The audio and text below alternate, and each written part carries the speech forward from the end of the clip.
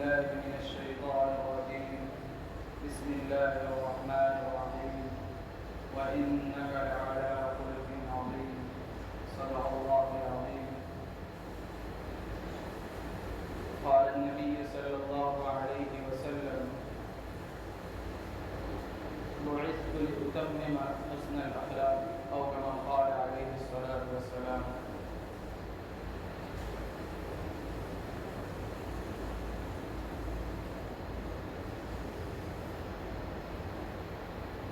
محترم و مکرم بزرگان دین اور میرے دینی بھائیوں، نبی کریم صلی اللہ علیہ وسلم نے ایمان اور اسلام کے بعد جن باتوں پر بہت تاکید کے ساتھ امت کو تعلیم دی اور امت کو سمجھایا، ان میں سے ایک اخلاق ہے۔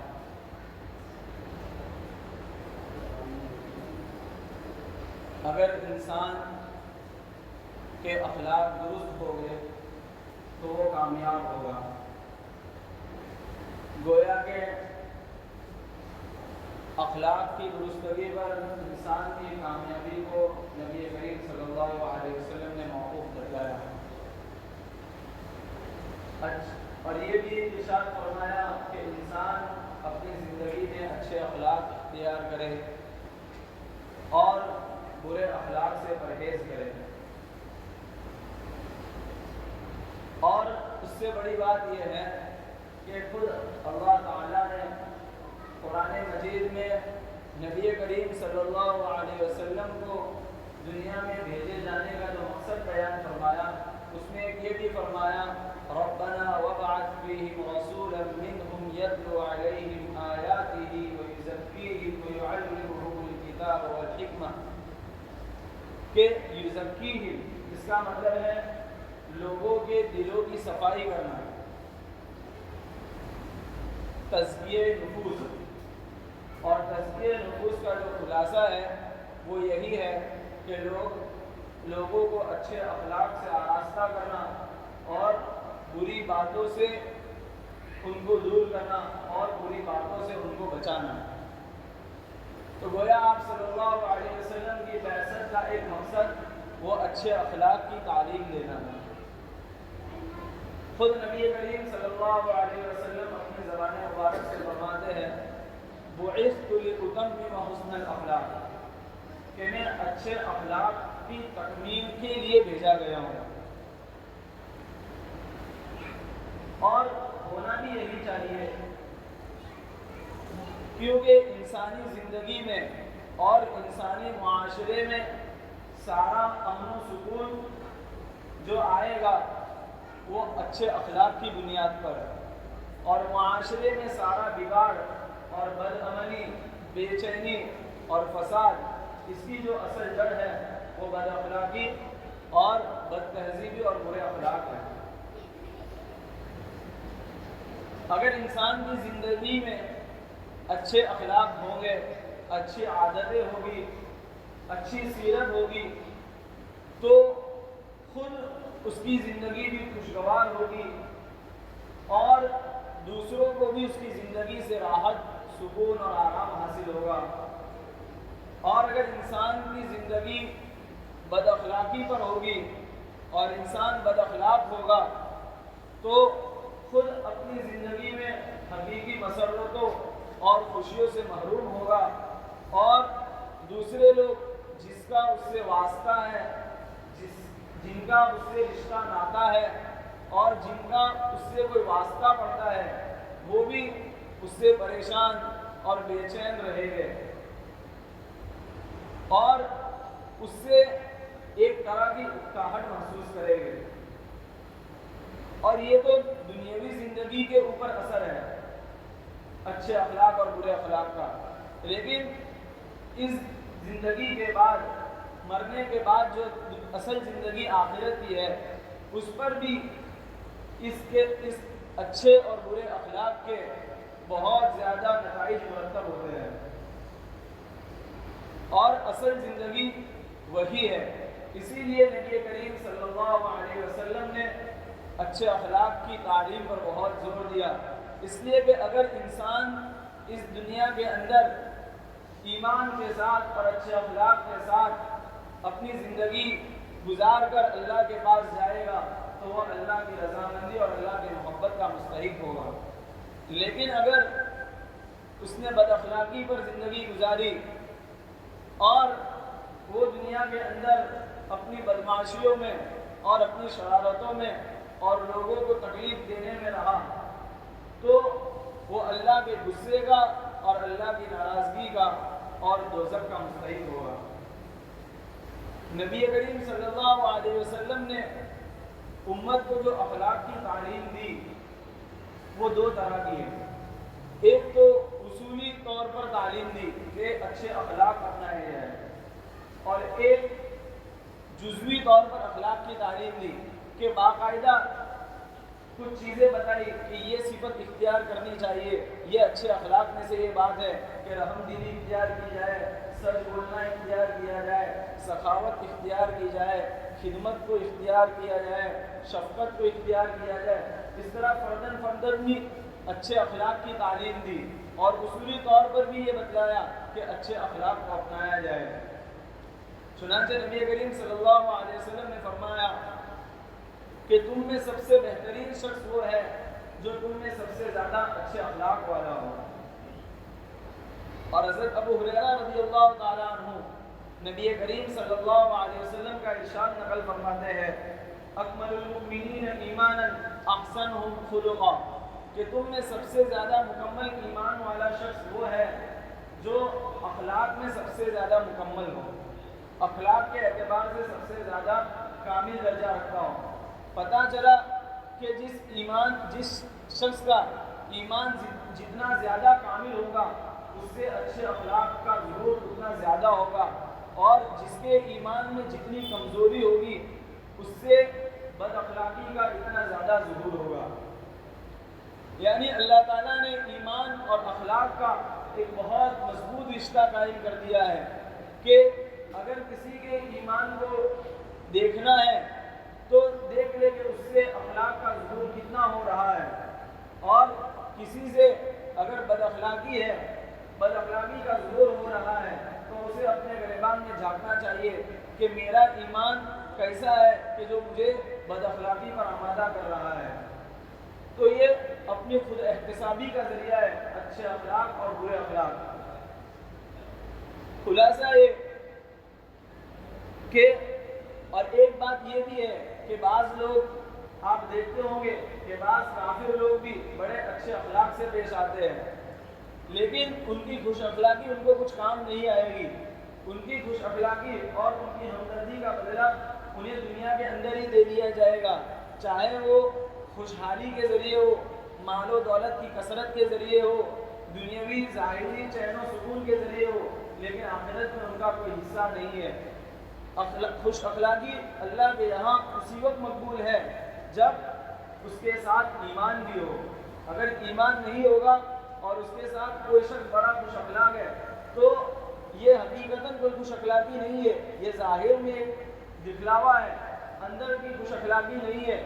بلکہ وہ بڑا بد اخلاق اور بڑا بد نصیب شخص ہے۔ اس لیے کہ جس رب کی روزی پوری زندگی کھاتا ہے اور جس رب نے اس کائنات کو بنایا ہے وہ تو اسی کا انکار کرتا ہے۔ اگر ہم میں سے کوئی انسان اگر اپنے والد سے یہ کہے کہ میں آج سے آپ کو اپنا باپ نہیں مانتا اور آپ کا کوئی احسان مجھ پر نہیں رہا ہے، تو اس سے بڑا بدتمیز بیٹا کوئی ہو سکتا ہے؟ تو وہ شخص کہ جو اللہ کی ربوبیت کا اور اللہ کی الوہیت کا اور اللہ کے خالق اور مالک اور رزاق ہونے کا انکار کرے تو اس سے بڑا بد اخلاق کون ہو سکتا ہے؟ تو کافر کبھی چاہے اس کی ظاہری صورت میں کچھ اخلاق نظر آئے لیکن حقیقت میں وہ اخلاق نہیں ہے۔ اخلاق وہی ہے کہ سب سے پہلے ایمان لاوے اور ایک اللہ کو مانے، اور اس کے بعد پھر جو ہے وہ ان اخلاق کو اپنائے جن کو نبی کریم صلی اللہ علیہ وسلم نے اپنایا اور لوگوں کو بتلایا۔ نبی کریم صلی اللہ علیہ وسلم نے صحابہ کرام رضی اللہ عنہم اجمعین کو مختلف طریقوں سے سمجھایا۔ حضرت ابو درداء رضی اللہ تعالیٰ عنہ فرماتے ہیں کہ نبی کریم صلی اللہ علیہ وسلم نے ارشاد فرمایا کہ کل روز قیامت میں جب اعمال تولے جائیں گے تو اس وقت اعمال میں جو سب سے زیادہ وزنی چیز ہوگی وہ بندے کے اچھے اخلاق ہوں گے۔ معلوم ہوا کہ اللہ کے نزدیک خوش اخلاقی ایک بہت بڑا عمل ہے، اور یہ ایسا عمل نہیں ہے جس کے لیے ہمیں کوئی وقت نکالنا ہے، بلکہ ہم جو ہماری زندگی گزار رہے ہیں اور ہم جو ہمارے معاشرے میں جی رہے ہیں، تو ہم اپنے اٹھنے بیٹھنے والوں کے ساتھ، ہمارے رشتہ داروں کے ساتھ، ہمارے گھر والوں کے ساتھ، ہمارے اہل خانہ بیوی بچوں کے ساتھ جو ہے انہی کے ساتھ جن سے ہمارا واسطہ پڑتا ہے، ان کے ساتھ ہمیں اسی طریقے سے معاملہ کرنا ہے جس طرح نبی کریم صلی اللہ علیہ وسلم نے ہمیں بتلایا ہے۔ ایک صحابی حضرت معاذ رضی اللہ تعالیٰ عنہ ہے، نبی کریم صلی اللہ علیہ وسلم نے اپنی وفات سے پہلے ان کو یمن بھیجا، یمن کا گورنر بنا کر بھیج رہے تھے، تو اس وقت ان کو بہت سی نصیحتیں کی۔ تو جب یہ صحابی گھوڑے پر سوار ہوئے اور بس اب روانہ ہی ہونے والے تھے، اس وقت نبی کریم صلی اللہ علیہ وسلم نے ان کو نصیحت فرمائی کہ معاذ آپ یمن جا رہے ہو، لیکن ایک بات یاد رکھنا کہ لوگوں کے ساتھ اچھے اخلاق سے پیش آنا۔ تو دیکھو نبی کریم صلی اللہ علیہ وسلم صحابی کو رخصت کر رہے، اور اس وقت کی آخری نصیحت بھی یہ ہے کہ لوگوں کے ساتھ اچھے اخلاق سے پیش آنا۔ تو ہمیں ضرورت ہے، نبی کریم صلی اللہ علیہ وسلم نے حضرت معاذ کو جو نصیحتیں کی ہے، اس وقت حضور صلی اللہ علیہ وسلم نے انہیں یہ بھی کہا تھا کہ معاذ جب تم یمن سے واپس آؤ گے تو اس وقت تم اس میری مسجد کے پاس سے گزرو گے اور میری قبر کے پاس سے گزرو گے۔ حضرت معاذ نے جب یہ الفاظ نبی کریم صلی اللہ علیہ وسلم کی زبان سے سنے تو رونے لگے، کیونکہ انہیں پتہ چل گیا کہ نبی کریم صلی اللہ علیہ وسلم یہ بات بتا رہے ہیں کہ جب واپس یمن سے آنا ہوگا تو میں اس دنیا میں موجود نہیں ہوں گا۔ تو آپ سوچئے کہ انسان اپنی زندگی کے آخری ملاقات میں کسی کو کوئی نصیحت کرتا ہو، اور وہ انسان خود بتا رہا ہے کہ اب ہماری ملاقات نہیں ہوگی، اب روز محشر میں ملاقات ہوگی، اس وقت کس سب سے زیادہ اہم چیزیں جو ہوتی ہے وہ بتلائی جاتی ہے۔ جیسے کوئی باپ مرتے وقت وصیت کرتا ہے اپنے بیٹوں کو، تو اس کو بالکل جو کام کی اور انتہائی ضروری باتیں ہوتی ہے وہ بتلاتا ہے۔ تو نبی کریم صلی اللہ علیہ وسلم اس لمحے میں اور اس وقت حضرت معاذ سے کہہ رہے ہیں کہ لوگوں سے اچھے اخلاق سے پیش آنا۔ اب لوگوں میں دونوں طرح کے لوگ ہو سکتے ہیں، ایک کافر بھی ہو سکتے ہیں اور ایک مسلمان بھی ہو سکتے ہیں۔ اسلام نے دونوں کے ساتھ اچھے اخلاق سے پیش آنے کی تعلیم ضرور دی ہے، لیکن ایک بات یاد رہے کہ کافر کے ساتھ اس کے ساتھ سب سے بڑی خوش اخلاقی یہ ہے کہ اس کو اس کے کفر سے نکال کر کس طرح وہ ایمان میں داخل ہو جائے، کہ ہم اس کے ساتھ ایسا کیا معاملہ کریں جس سے وہ کفر سے توبہ کر کے ایمان میں داخل ہو۔ یہ سب سے بڑی اس کے ساتھ خوش اخلاقی ہے۔ ظاہری تکلیفوں کے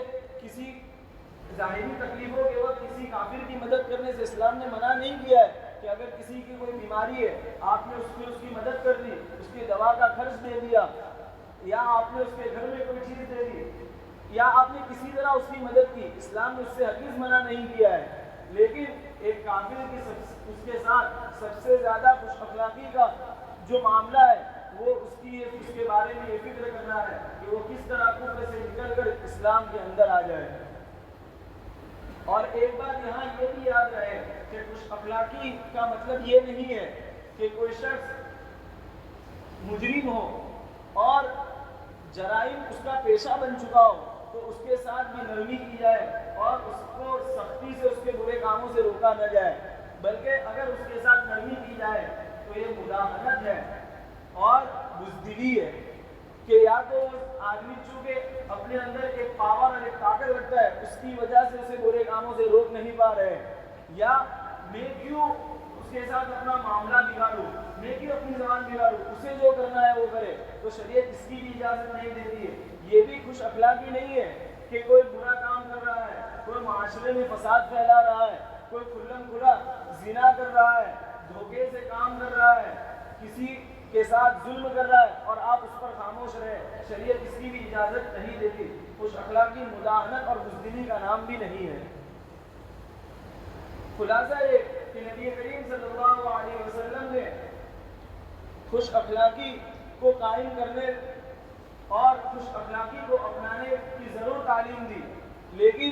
اس کی حدود بھی متعین کی ہے کہ خوش اخلاقی کے اندر اتنا نرم بھی نہیں ہو جانا ہے کہ مجرموں کو بالکل چھوٹ دے دی جائے کہ وہ اپنی جرائم کا کھلے عام ارتکاب کرتے رہیں، بلکہ ان کو بھی ان کی سزا دینا یہ عین خوش اخلاقی میں سے ہے کہ اگر مجرم کو روکا جائے گا تو معاشرے کے اندر جرم کم ہوں گے، تو اس سے معاشرے کے اندر اچھائیاں بڑھے گی، تو یہ اور جب اچھائیاں اور اچھائیوں ہی کا نام خوش اخلاقی ہے، تو یہ عین خوش اخلاقی میں سے ہے۔ نبی کریم صلی اللہ علیہ وسلم نے ہمیں بہت سے اخلاق سکھائے، اس میں سے بہت سے اخلاق ہے اور اس میں سے ایک رحم دلی ہے۔ نبی کریم اور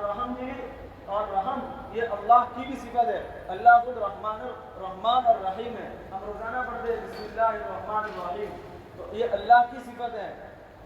تو جس بندے کے اندر اللہ کی صفات جتنی زیادہ ہوگی اللہ اسے اتنا زیادہ قرب نصیب فرمائے گا اور اللہ اسے اپنے سے اتنا زیادہ قریب کرے گا۔ تو ہمیں یہ چاہیے کہ ہم اپنے آپ کے اندر ان صفات کو پیدا کریں اور زیادہ سے زیادہ اپنے اندر ان صفات کو پیدا کرنے کی کوشش کرے جن صفات پر دنیا اور آخرت کی کامیابی ہے، اس لیے کہ جو انسان خوش اخلاق ہوتا ہے لوگ اس سے ملنا چاہتے ہیں، اس سے محبت کرتے ہیں اور اس کے ساتھ آپس میں تعلق قائم کرتے ہیں، اور جو انسان بدخلق ہوتا ہے اور بدمعاش قسم کا ہوتا ہے معاشرے میں لوگ بھی اس سے کٹ جاتے ہیں اور کوئی اس سے میل جول رکھنا نہیں چاہتا، اس کے رشتے ناطے والے بھی اس سے دور ہوتے رہتے ہیں۔ تو ہمیں چاہیے کہ ہم جو ہے نبی کریم صلی اللہ علیہ وسلم کے اخلاق کو زیادہ سے زیادہ اپنانے کی کوشش کریں اور نبی کریم صلی اللہ علیہ وسلم کی 100% اتباع کی کوشش کرے۔ نبی کریم صلی اللہ علیہ وسلم نے اچھے اخلاق کے لیے ہمیں دعا تک سکھائی ہے۔ چنانچہ حضرت عائشہ رضی اللہ تعالیٰ عنہا کی حدیث میں وہ دعا ہے اللہم احسنت خلقی فاحسن خلقی، اللہم احسنت خلقی فاحسن خلقی۔ اس دعا کا مطلب ہے کہ اللہ جس طرح تو نے مجھے ظاہری جسم میں میری بناوٹ کو اچھا اور عمدہ بنایا تو اسی طرح میرے اخلاق کو بھی سنوار دے۔ اور بھی دعائیں نبی کریم صلی اللہ علیہ وسلم نے اچھے اخلاق کے لیے سکھائی ہے، یعنی نبی کریم صلی اللہ علیہ وسلم ان دعاؤں کے ذریعے ہمیں یہ پیغام دے رہے ہیں کہ ہمیں اپنے آپ کے اندر جو ہے اچھے اخلاق پیدا کرنا چاہیے۔ نبی کریم صلی اللہ علیہ وسلم کے اخلاق کے بارے میں نے خطبے میں بھی ایک آیت پڑھی وَإِنَّكَ لَعَلَىٰ خُلُقٍ عَظِيمٍ کہ آپ بڑے اخلاق کے مرتبے پر فائز تھے۔ تو خلاصہ یہ کہ نبی کریم صلی اللہ علیہ وسلم نے جو ہمیں دعا سکھلائی ہے تو ہمیں اپنی دعاؤں میں اس بات کو بھی شامل کرنا چاہیے کہ اللہ تو میرے اخلاق کو اچھا بنا۔ اللہ تعالیٰ جو ہے ہم سب کو کہنے سننے سے زیادہ عمل کی توفیق عطا فرمائے اور نبی کریم صلی اللہ علیہ وسلم کی سیرت پاک کا زیادہ سے زیادہ اتباع نصیب فرمائے۔ وآخر دعوانا الحمد لله رب العالمين۔